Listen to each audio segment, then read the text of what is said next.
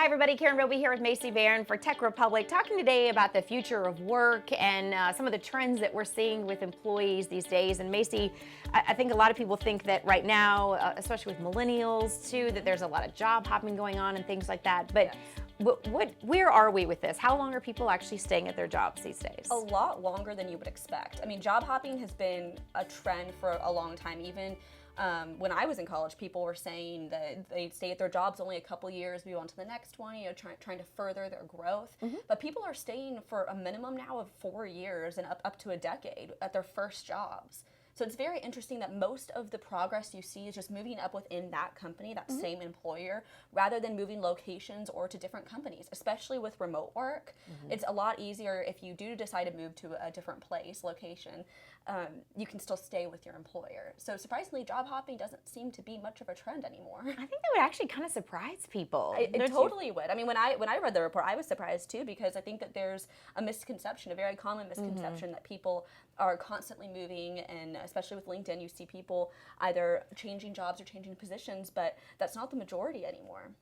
Yeah, that actually surprises me. So, when you talk about trends and what we're seeing in the workforce, what are some of the things, in terms of the future of work, what are the things that we're seeing and on the horizon? Sure. So there have been a lot of concerns in the past with automation.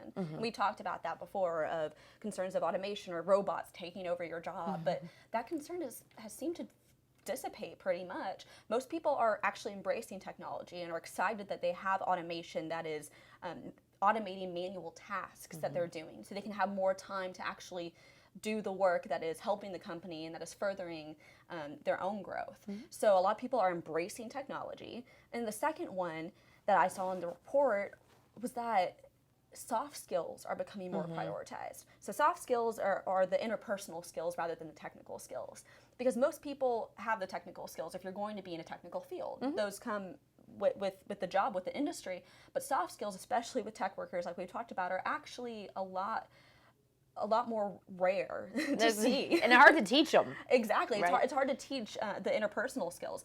So some example of soft skills with tech workers in particular are the interpersonal skills.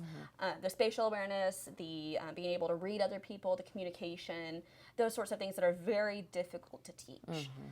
It's easy to teach technical skills, and you expect to have the technical skills when you start a technical job, but the soft skills are really going to be what is prioritized in the future, especially when it comes to management. If you're moving up in your job, where it seems like a lot of people are, you're going to have those interpersonal skills to be able to manage people and to be able to talk about things with people and to communicate things from the entry-level workers to the higher ups, right? So those types of interpersonal skills are really important, especially moving forward.